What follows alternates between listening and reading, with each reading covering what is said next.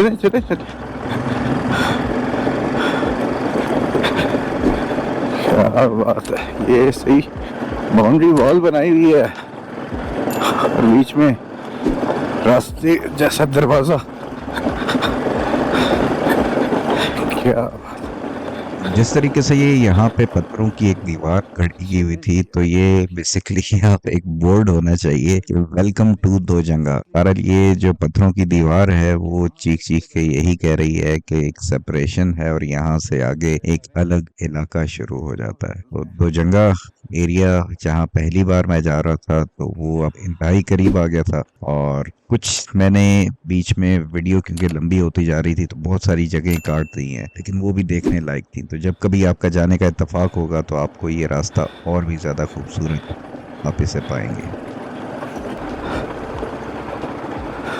हुए हुए।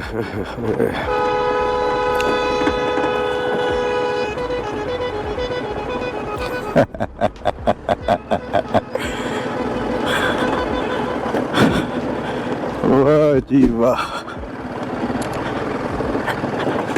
जो इन्होंने इस्तकबालिया साउंड दिया ना,